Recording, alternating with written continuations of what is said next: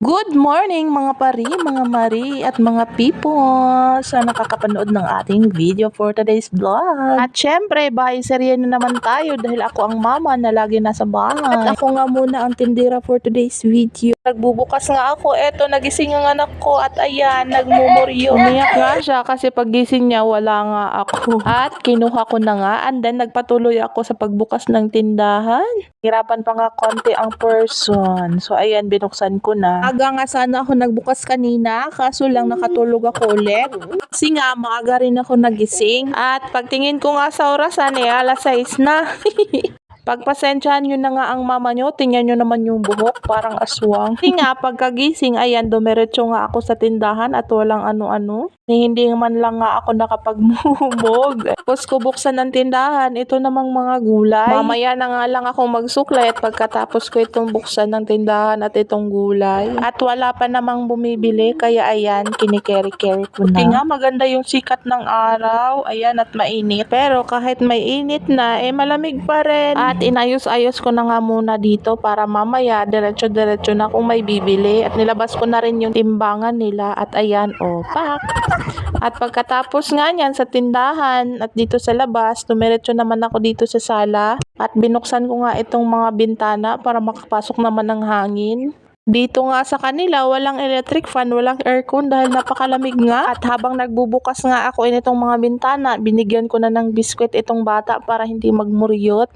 At syempre, hindi mawawala sa ating umaga ang gawain ng nanay ang magtimpla ng gatas. Kaya ayan, tinimplahan ko na. Buti nilang may heater sila at madali na lang mag-init ng tubig. Pasyensya naman at mukha pa rin aswang ang mama nyo. Ganon, nakatali na kahit walang suklay-suklay. At nung natapos nga ako magtimpla, ayan, binigay ko na sa kanya. At ayan, happy-happy nga siya. At habang nandyan siya sa upuan, so ginrab ko na agad at nagwalis ako dito sa sala. Dahil maraming ang alikabok. Napaka-productive naman ng mama nyo, o diba? Umaga pa lang. At kailangan nga natin igalaw-galaw ang ating mga katawan. At habang nagwawalis nga ako dito sa sala, tinuloy-tuloy ko na hanggang doon sa terrace nila. At kagabi nga, matagal kami natapos nag-repack ng gulay, yung dala nila kaninang madaling araw. Kaya hindi na nalinisan, o ayan, kita nyo naman. At hanggang labasan nga yan, kaya ayan ang mama nyo to the rescue. O ayan, kita nyo naman gaano kakalat. Kasi pagkatapos namin nag-repack kagabi, hindi na kasi nakakapagod na. Kaya ayan, pinagpabukas na lang. At sisiguruduhin ko namang malilinisan ko to ngayong araw. Dahil wala naman akong gagawin. So ayan, nagkape-kape muna habang nagwawalis.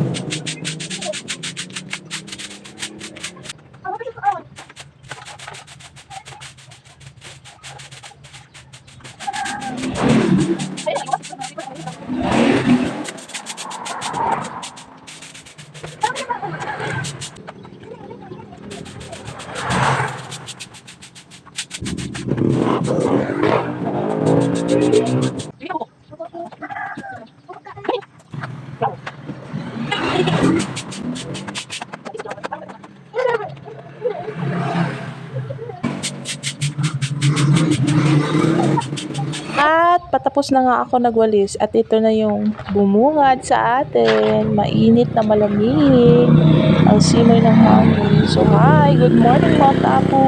So yun lang mga people. See you sa next vlog. Sana i-support nyo pa rin ako. Bye. Bye guys! Bye guys. Bye-bye.